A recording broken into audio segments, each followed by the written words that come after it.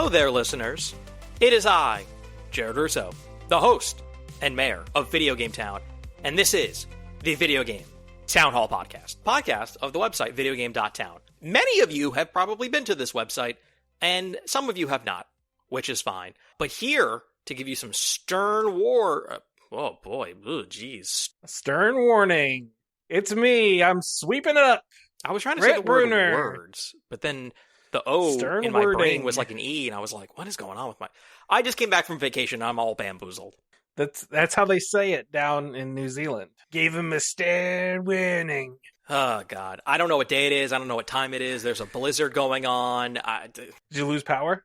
No. I have friends, because it's the East Coast is getting hit. Here in Delaware as well. Multiple friends lose power. One of them lost it for like 12 hours overnight, which is not optimal. I would blow my brains out. Well, I grew up in the boonies, and so like there was a couple of times where we had outages that lasted like 4 or 5 days, and we eventually invested in like generators, because that's what happens when you're in the boonies, is sometimes you have outages. That was the worst one by far. Usually if the power's out for an extended time, we're talking about like probably like 8 hours, 12 hours, something like that. That's what it was like. No power loss here. Everyone's safe and sound. I'm dug out, thankfully. This one we got like 16 inches down here, which is a lot more than the previous snow, but the previous snow was just fucking a sheet of ice, and then the temperatures stayed in the 20s for like 2 weeks, and this, even though there was like way more snow, I was able to dig out today, so that's good. But Jared, do you know that people can give us money in exchange for more content? I wish more people knew. If you go to videogame.town/donate, you can find our Patreon, our Ko-fi, and how you can review our podcast. If you want more ability, you want to interact with us, you go on our Discord. If you want to be able to like make, help us decide what we want to cover, we usually do monthly polls on what content we want to do on a stream or like a VOD. All of that is on the Patreon, and for as little as $5 a month, you will get a bonus podcast every month. And if you don't like doing the subscription model stuff, that's fine. But if you still like us, you can throw us a couple bucks on Ko-fi.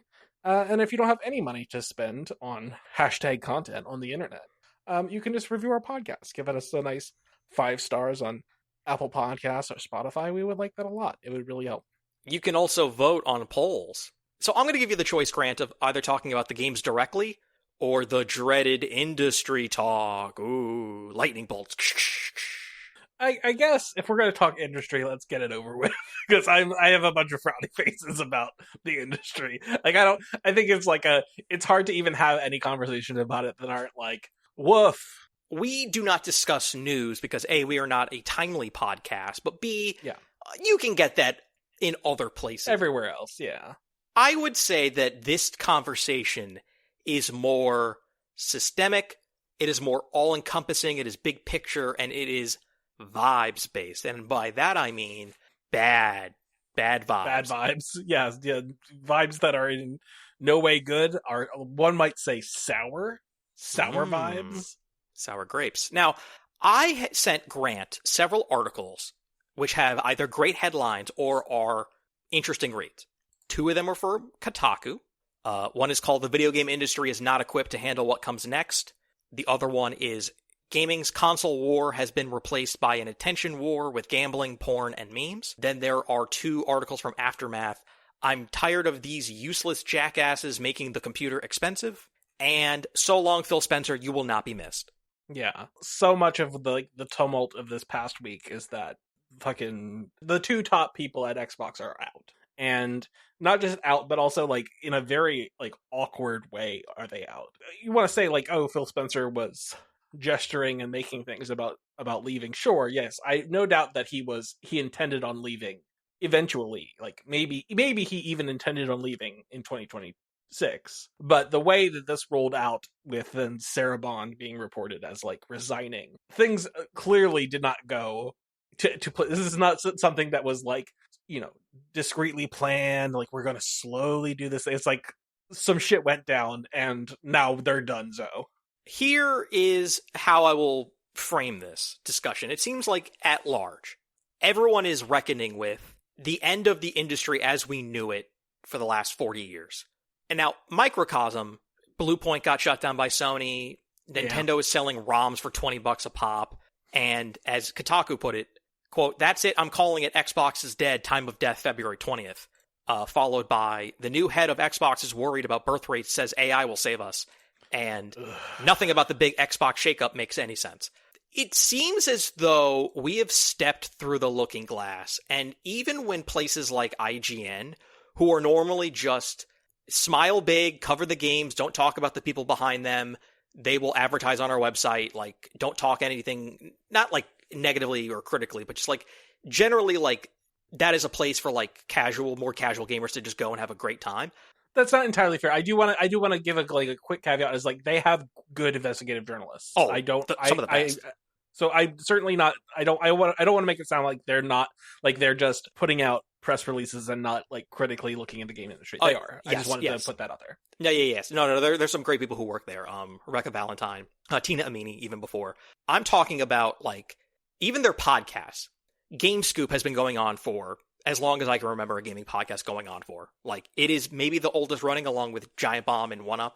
They are now in the, like, fuck capitalism, like, what the fuck is going on? Because, like, you hit the nail on the head. Like, the problem is not the video game industry. The video game industry is fine. Like, hold on, like, asterisk, like, wait a minute, I'll explain. The problem is capitalism. The problem is always be growing. The video game industry, nothing about it has like massively shifted. And so like when you have the stuff where it's like, oh, they're losing the attention war with OnlyFans, which is like eye roll. Like I really hated that headline. Fine, like video games are fine. People are playing video games still. That's fine. The problem is the people who are in charge of all of these studios all working under the assumption that like hockey stick growth goes on forever, which is like, that's not how anything works. And now we're having like economic downturns and all this stuff where it's like now there's a bunch of bad shit, and like AI is making everything worse by making like hardware fucking impossible to ship. It's a clusterfuck, and there's a bunch of problems, but the problems are all capitalism. It isn't like, oh, we can't figure out how to make video games anymore. People don't like video games anymore. Like, no, people like video games just fine. The problem is all the way the industry is set up. Like, it's industry and money problems, not video game problems. The video games are fine. No, okay. So you are correct in everything you're saying. I want to make that very perfectly clear. I would say that there is a real agita, there's some real anxiety I'm noticing across the board in... There are fewer websites and quote unquote capital J journalists covering this industry. The industry used to be a lot of companies coming together yearly for a convention and like, you know what I mean? Like it was like, now it's like there are fewer companies than ever. There are more indie devs, which is awesome. But it seems like it's like no one knows what's going on with console generations anymore. No one knows what's going on with like prices going down in sales and like getting the install base up. No one knows what's going on with dev cycles and how long they are and how expensive they are, and the fact that so many studios are being killed because someone told them to make live service and then 5 years later it didn't work out, so that they're now like, well, you didn't sell any copies because you didn't make any games, you're costing us money, you're out. It just seems like everyone's coming to the end of a road, and it's like no one knows what's over the precipice. And I will say that people love video games, Grant, but I am so struck with the amount of, wow, it's the same 5 games that are making up a majority of the money made and the time spent. And like, are we getting new fans? Are we getting new gamers? And are we all going to age out? And it's just like, things will be okay. Things will work itself out. I mean, in as much as the society allows, I would say like, that's the caveat. Yeah. It's like worrying about like, oh no, the state of the video game industry, I think is kind of like you're like missing the forest for the trees, right? It's like the problem is like society and capitalism. The part where like a bunch of people made a bunch of bets because they thought that the boom when people had to be locked in their houses for fucking like 11 months, they were like, well, this will last forever, right? I don't know, man. It just seems like the people at the top of the pyramid, like, oh yeah, they're fucking it. They're doing a bad job. They're doing a horrible job, but it also was like they used to be more or less invisible, or everything seemed to be like okay, or there seemed to be more people at the top, and now it just seems like it's like, oh Christ, like we gave way too much power to like Satya Nadella and Elon Musk, and like that's it. And it's like, oh, no, that's bad. It's all bad. Like, it's all bad. And I think that there will be a reckoning, and I think that we're in for some rough times economically. I think all that's true. I think that like if you are working under the assumption that like society doesn't permanently collapse, which I'm not saying that is going to that we're guaranteed that, but like let's work under that assumption. Just for the sake of the argument that society doesn't permanently collapse. If things get better economically, I think things get better in the video game industry. Not necessarily like all of the problems are solved. Like that requires like much broader things. Like that requires, at the very least, in the least revolutionary way, let's say we have something like a New Deal. Things get really bad. We have like a New Deal type thing. Then I think like, yeah, video games would if things were improving in terms of like the overall economy and society, then video games would be fine.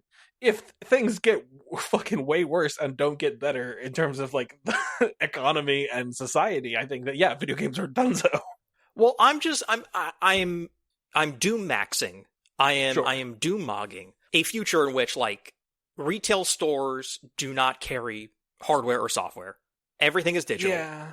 Kids do not ask anymore for new games. They are only playing the same old games, and microtransactions are just like, that's it. There is no Xbox console. Sony, I don't even know what the hell's going on with PS6, but like, does PS6 sell more than PS5? Does that only leave Nintendo? And then it just is like, are all games only on PCs now? And I hope there are enough rare minerals in Earth to continue making PCs for the foreseeable future, but it's like, you're going to get your dream, Grant, and that there's going to be no AAA publishing arms anymore. It's going to be all fucking indies. And I mean, live it up, man. That's not totally fair. It's like I do like some. I just think that like for the last decade, things have been pretty boring because things have just transitioned to be like make very very very safe bets that I think are largely snooze fests. Like the safer you make your game, the more like the codification of video games, like the FIFA-fication of video games of like, you do another one. I think is boring. And it isn't just video games. Like you can make that exact same argument for movies. Is that like the reason why Sinners is so like important is that like, oh man, here's a non-IP adult movie, like a movie that is made for grown-ups and it did well. Then they made this movie for like a pretty decent budget and then they put it in theaters and people went to see it. It's like novel in the year 2025, which is, I would say, depressing. Because, I would say Sinners is an exception, not a rule. Like for every Barbenheimer, I mean Barbie and Oppenheimer, it just seems like every other type of movie for most of the year that used to come out, like it's the most boring shit ever. We're not getting Rain Man. And Rain Man was like the top film of 1988, and it swept the Academy Awards, and people would tune in. You, the vast majority, it's like you get interesting movies. People are obviously making interesting art. People are making interesting games. People are making interesting music. Yeah. But the thing is, like, they're not getting access to the big budgets. No. And that's what I mean. Like everyone used to like make a bunch of shit. Like Sony would come out with a bunch of crap every year. I don't mean crap. I mean, they would come out with like games. And now it's like Sony has like 1 or 2 games a year. Like I understand when people say make like frowny faces about the PS3 generation. Like I understand. Like Sony made a bunch of mistakes specifically around the hardware.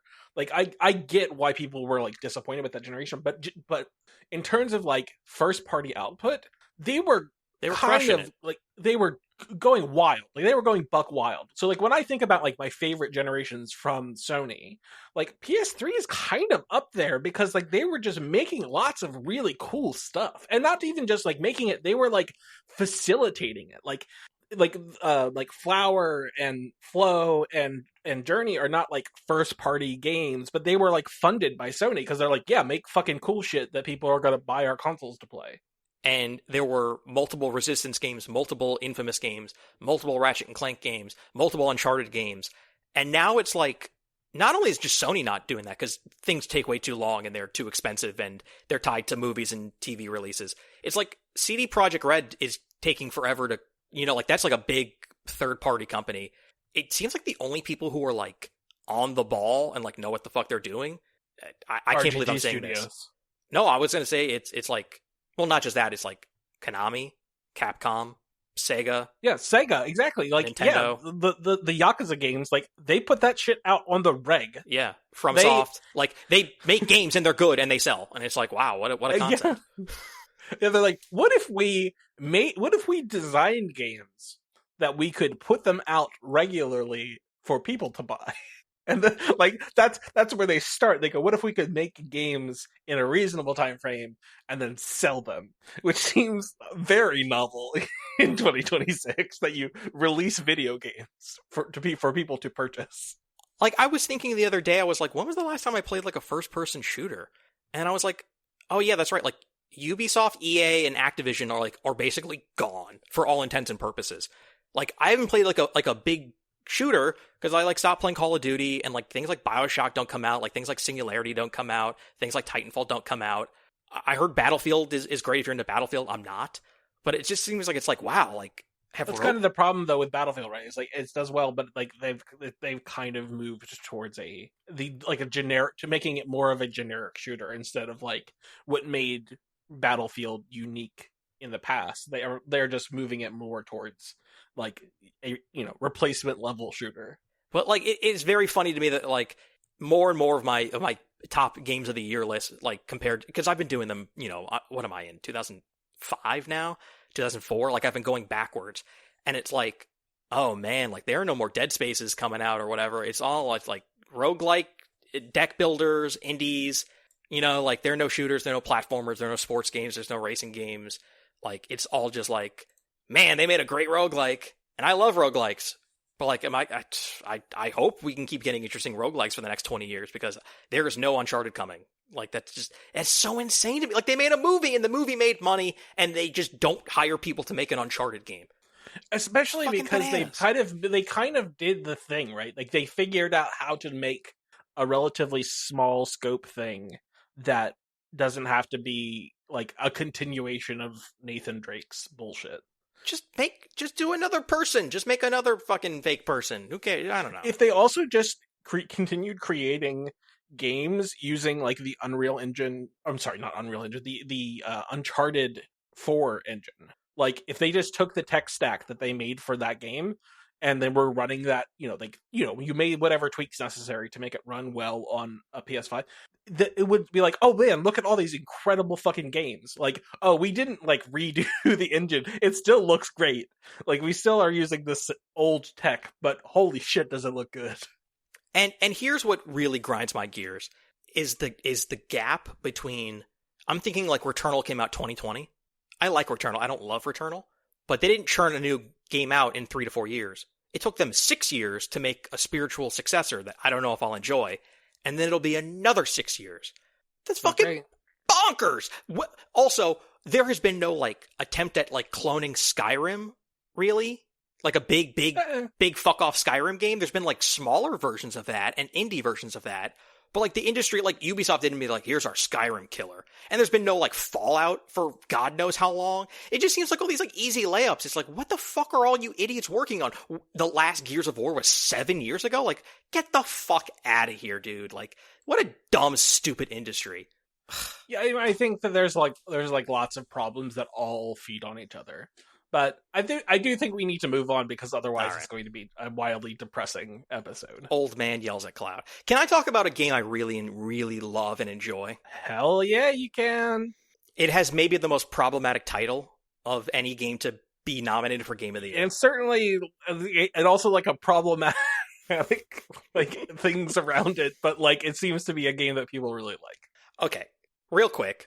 Hiring like 100 famous people, internet famous people, to go meow into a microphone, like, should not have caused like the uproar that it did. I understand why it did. The problem is less that is the H3H3. The much bigger problem was him, response. The way the response was shitty. Like that's the bigger. If he had just not said literally anything, I know it would have died. It would have gone away. Could have been like, hey, you know what? I hired a bunch of people years ago to go meow, and someone, like you could have just like, that's not great. Or you know what? The hot secret, just don't ever respond. People ask you and you go, no thanks. Yep. I'm not interested in responding to you.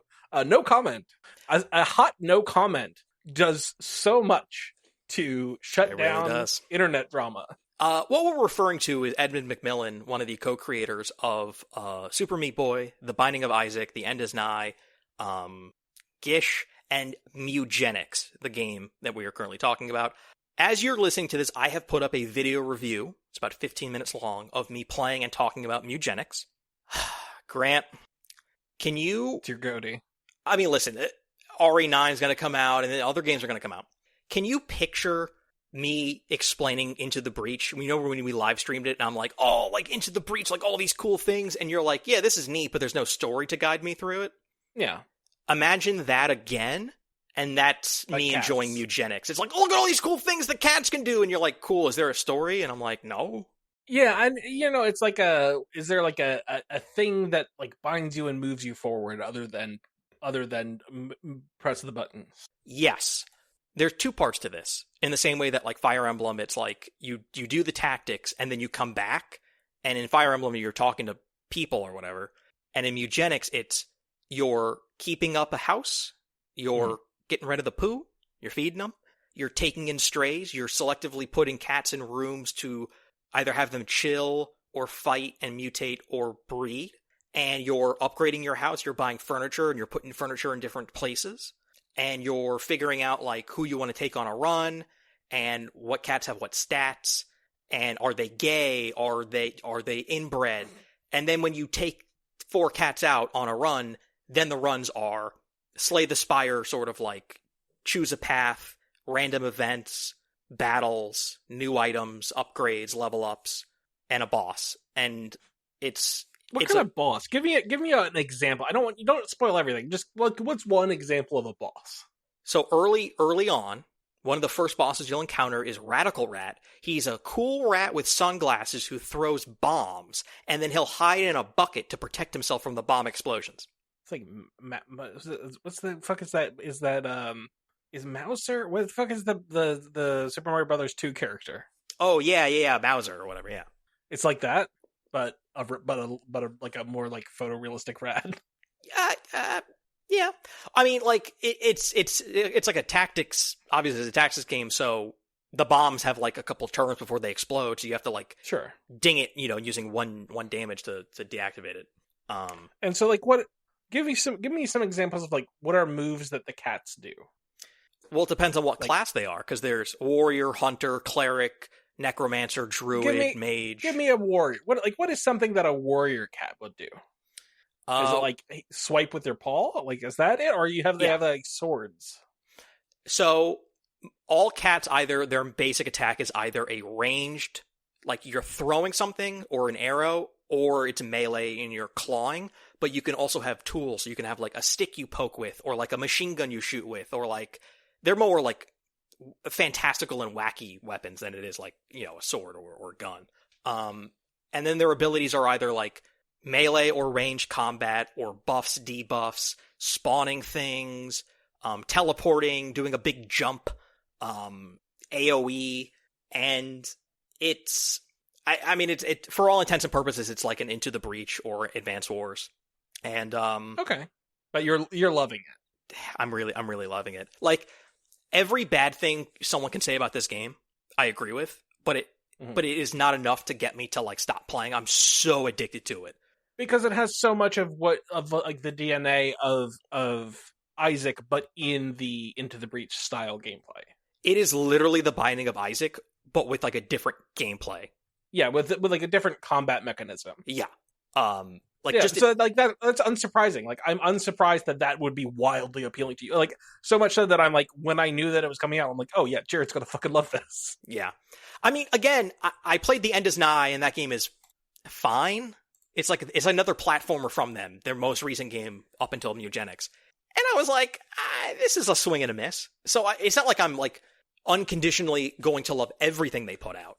No, but you can tell, like, one, this is a game that like Edmund McMillen has like talked about forever. So like, that even though like obviously there were many years when it was not being developed, but like it's not going to be put out until he's like, okay, I'm ready to put this fucking thing that's been I've been working on slowly on and off for like a decade and a half. It's not going to be half-assed. It's going to be like, oh well, there's a fucking infinite amount of potential like paths for this to go down. Yeah, no, I mean, there's like an infinite amount of items and characters and like surprises and like random events, and the cats randomly come with different names, so there's all sorts of funny like names and ways they can look. I got one who mutated into a bird because they had bird flu, and it had like different attacks because it was like a bird cat. I've heard that like a cat went into a tight corner in an alleyway, disappeared, came back, and it was like long and skinny.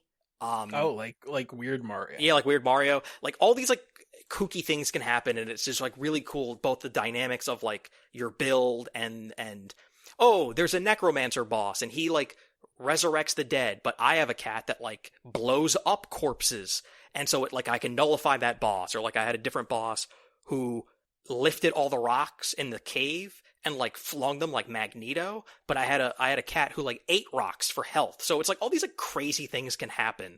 And I know there's going to be countless secrets and countless new things that twist the gameplay the deeper I get.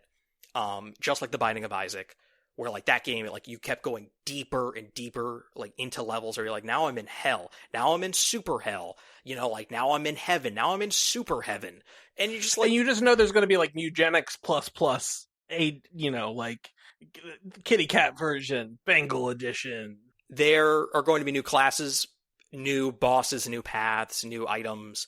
The music, oh my god, dude, it's like comedy jazz. It's like swingy jazz, but they're like singing about like cats, and it's really funny. Okay, like that sounds appealing. Some of the music is incredible. Now the humor is not going to land because obviously this game is filled with like dead babies and it's farts gonna be and poos and piss. Yeah, exactly. Here's a bunch of cat shit. And some of the cats is like, this one has Crohn's disease, or like this one has depression, and like this one, you know, has IBS, so it'll just poop constantly. Like there's a lot of shit like that. Yeah, you know what you're getting into with this bullshit. But like, you know, like there's also like an equal amount of like references to like old video games, and there's a bunch of like nods to Isaac because there's like characters and items from Isaac, which are like they more or less do the same thing in this game. So it's like I kind of already knew. I was like, oh, okay, like I've seen that before. Like I know what Ghost Baby does, or like I know what Little Steven does, or I you know, shit like that. I know what certain mushrooms do. Yeah, I mean, like it seems good. It reviewed extremely well. I got some sick fantasy points for it. God damn you.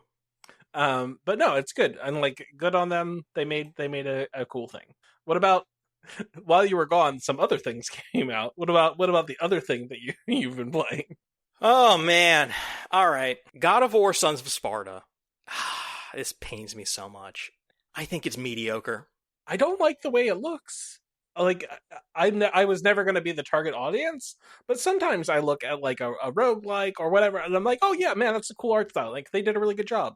And I look at this and I go, no thanks.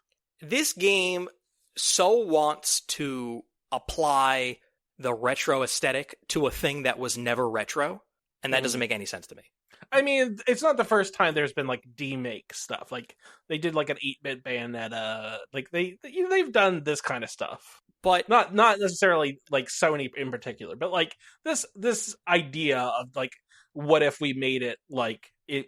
They put out like a 32-bit platformer or whatever of this thing that didn't exist until the PlayStation 2.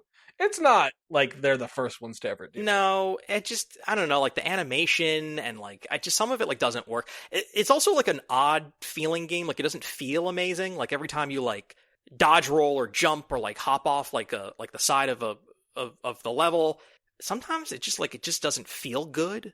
I'm not far enough at all, but like it has shut the fuck up energy where you're like, literally stop taking control away from me to like talk. Like these games are not about story.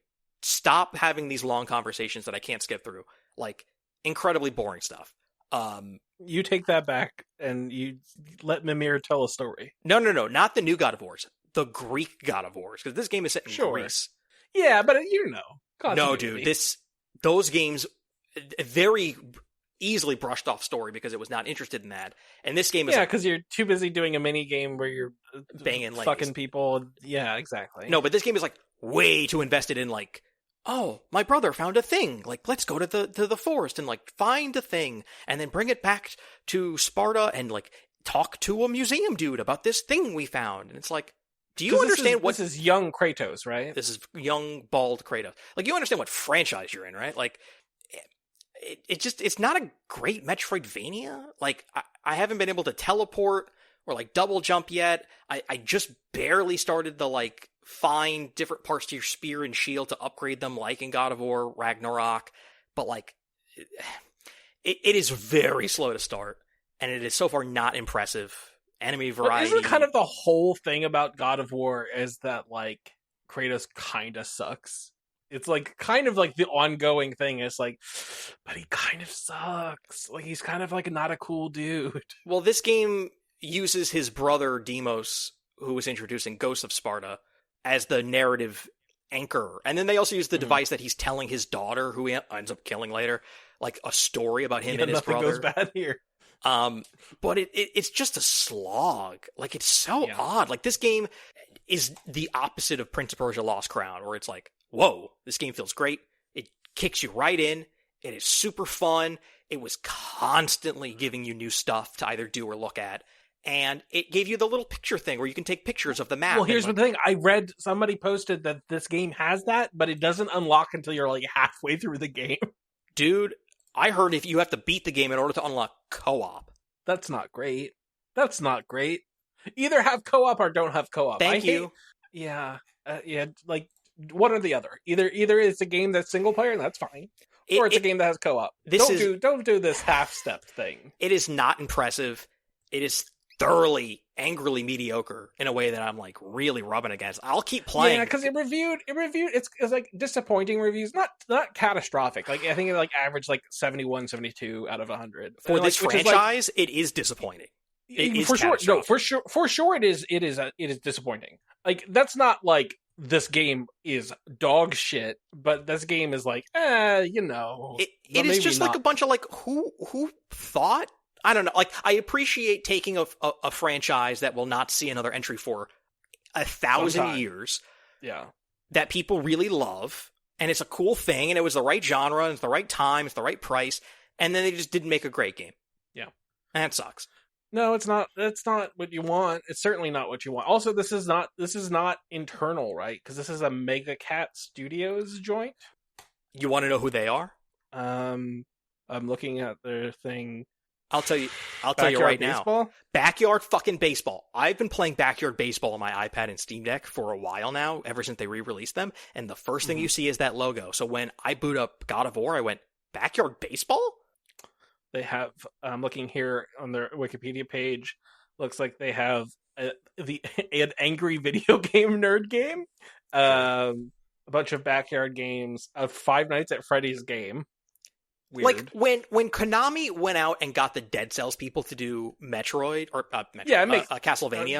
It makes sense. It makes sense. Or when Nintendo went and got, like, the Cadence of Hyrule, like, there have been much better examples of the Turtles, Shredder's Revenge, or, like, those things, like, worked brilliantly. Or, like, Christian Whitehead with Sonic. Yeah, this is the opposite. Yeah,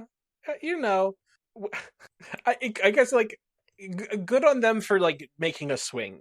Like, I would rather you get some disappointing games, like some confusing, disappointing games, than, like, they don't let some, indie studio make something weird. I would much rather them make something weird and then sometimes it doesn't work out. That's true. No. You're 100% right. But take a swing. Everything about this game is so vanilla. Like, nothing in the game is a swing. It is all, like, stuff that they kind of just stole and made worse from other games or other God of Wars. Yeah. Well, that's disappointing. Crushing. While you were away, I played some stuff. I streamed some stuff. Yakuza Kiwami 3 came out. I saw that. And it's kind of got, like, lukewarm reception because, like, they basically, like, removed a lot of, like, the original side quest stuff and added, like, here's a new stuff. Like, they want it to be more coherent with, like, modern Yakuza. And so there's lots of people who are, like, really disappointed with that. I will say you can still get, like, the remastered version of the original, with all of that still, intact. The other thing that people really don't like is that they kind of, like, retcon a significant thing, and people really don't like what they did to the story. Here's what I will say. I think that there are are criticisms that are to be made on Yakuza Kiwami 3. However, you play it and you go, yeah, this is a Yakuza game. It's pretty good. It's pretty good. They're doing silly stuff. It's a silly game. So what I'm saying is, like, yeah, sure. If you've never played a Yakuza game, there are much better Yakuza games for you to be playing. But if you just want something like you never played 3, here's a good chance to play 3. Like, play it. It's a good game. It's a cool, fun game that I wholeheartedly enjoy, even with the weird caveats. You've also been playing High Guard. Jared, we do not have the time to get into that. Xenoblade Chronicles X weirdly got a $5 Switch 2 not port, but like an uprising. Yeah, well, people are really upset about it because specifically, so like the thing is like, oh, it runs at 4K, 60 frames per second, but the algorithms they're using to do that, specifically on the handheld version, people are unhappy with it and think that the regular Switch 1 version looks better, which is not what you want. I will say you can just play the Switch 1 version on the Switch 2. That's totally fine. That is an option for you to do. But I will say I just never had I've told this story multiple times now, but like I when it was the Wii U was still around, like was still a console that me and 3 other people had. I had purchased a code for it for Xenoblade Chronicles X from like Best Buy or something, a third party, and they delivered the code and the code was broken. And they refunded me, but I just never ended up playing that game on the Wii U. So like, here's an excuse to play it. And I played a bit of it. I uploaded a video of me playing a bit of it. I feel like they could have put some more anti-aliasing on this. I feel like they maybe could have put a little bit more effort into the Switch 2 version. I wouldn't be surprised if they do rejigger it some. I will tell you, Xenoblade Chronicles 2, which is a Switch 1 game, desperately needs a Switch 2 version because it is maybe the smeariest game I have ever played on the Switch. It is so smeary. I would love for it to get a patch or, a relatively cheap upgrade. That would be wonderful. I've also continued to play Final Fantasy VII Remake on the Switch 2, and that game is so fucking good. I love it so much. It's such a wonderful experience. And I also got Katamari Damacy, which we will play soon. And while you were gone, they announced that Metal Gear Solid 4 is finally going to be freed from PS3 jail. You were never going to shut up about that game, are you?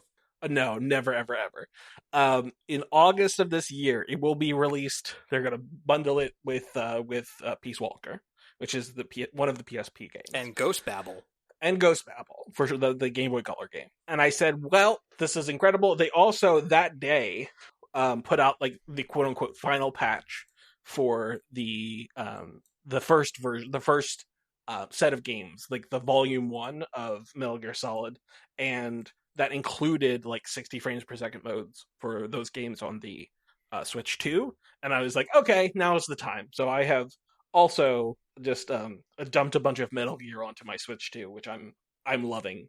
I beat the Snake Eater Delta, whatever, and I would love to play Twin Snakes on GameCube. I still don't know how that's going to happen. I can tell you how it happens. You run fucking you put or the ISO and then play that on fucking Dolphin, and it looks awesome. You can do it on your Steam Deck. Oh, okay. I've attempted this. Something was wrong with the controls, and this is a conversation for another day. With my my brain cannot figure out emulation, but I do have that first collection. Maybe when I don't have games to play, I will get to it. Yeah.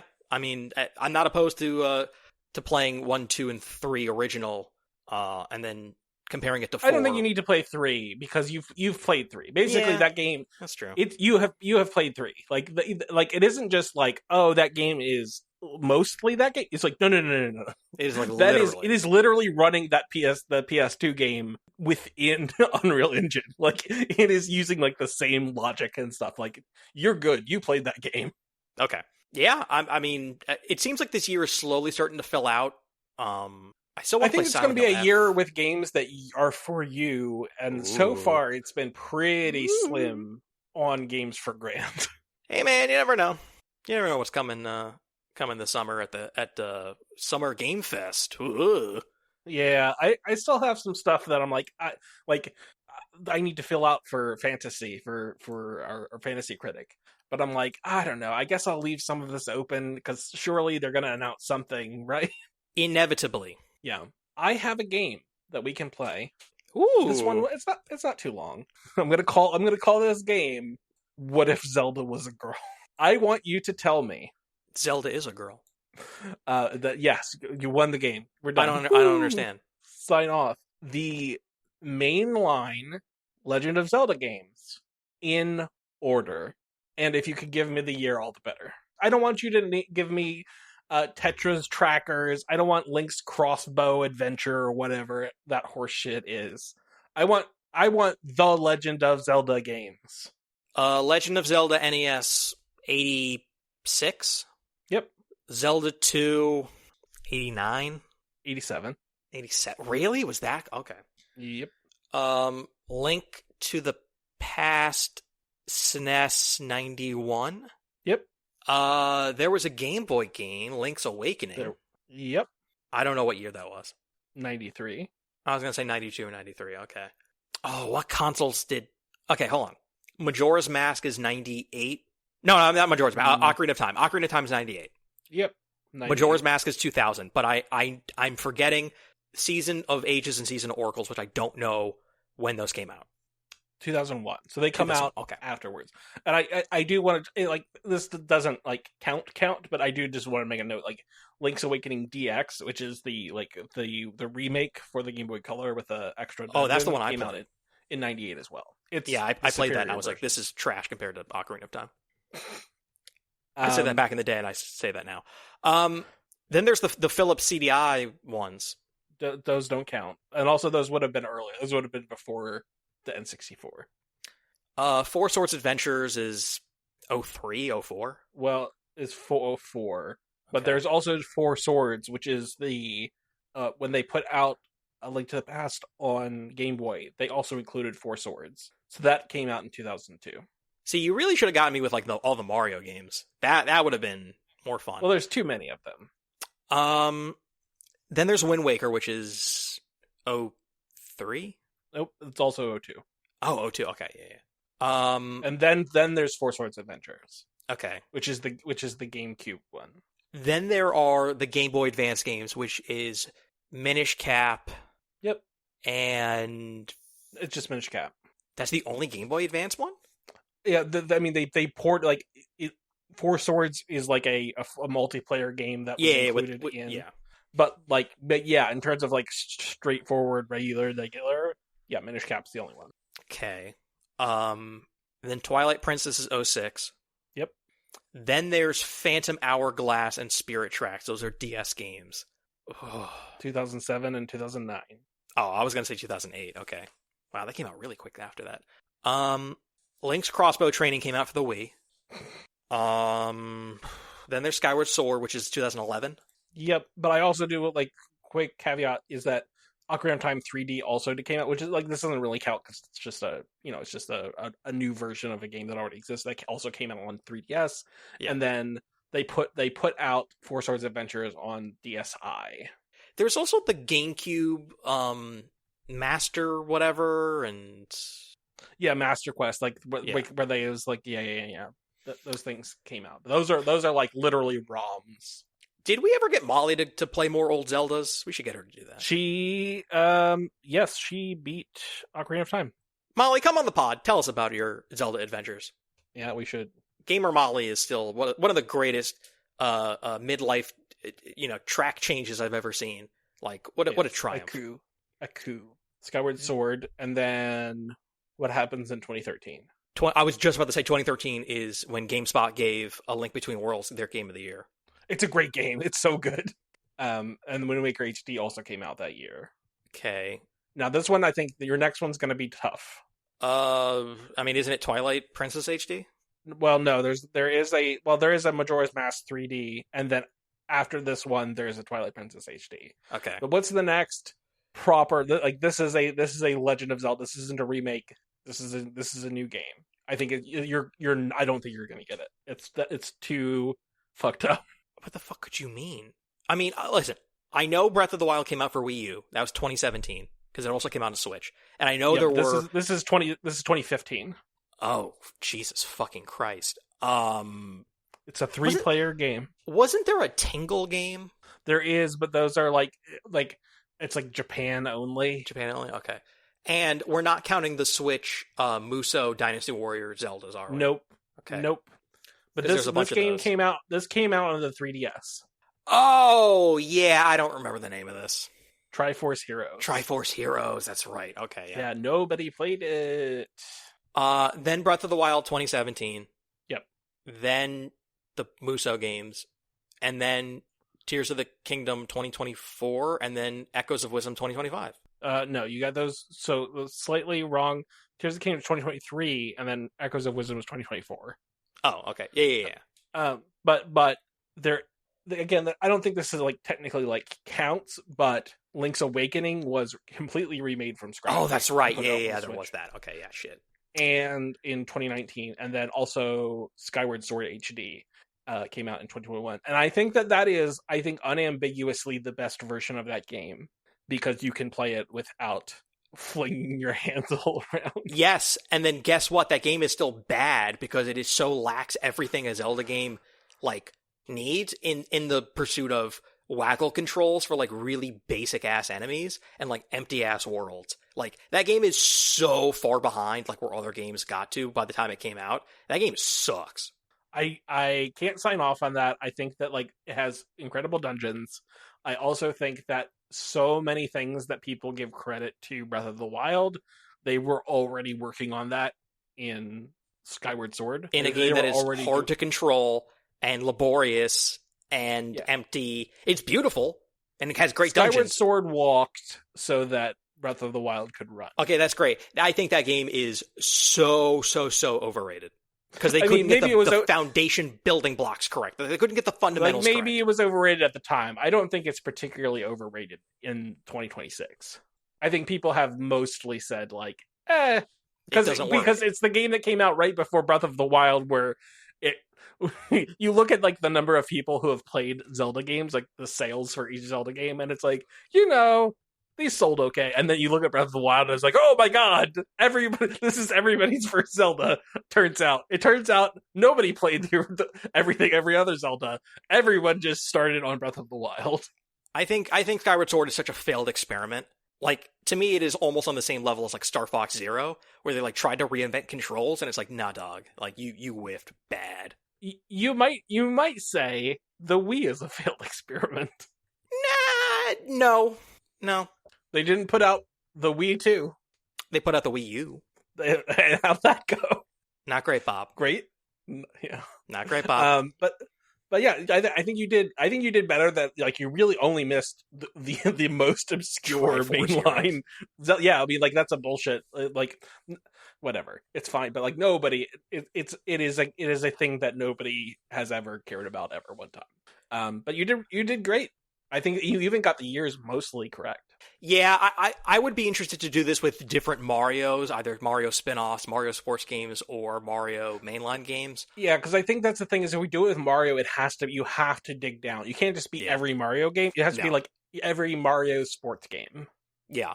I will say that the next time we record a podcast, which is probably going to be a week from today, I want to dedicate half the show to my biggest and best game ever for you. So strap your seatbelt in, listeners, because Grant is going to go through a gauntlet.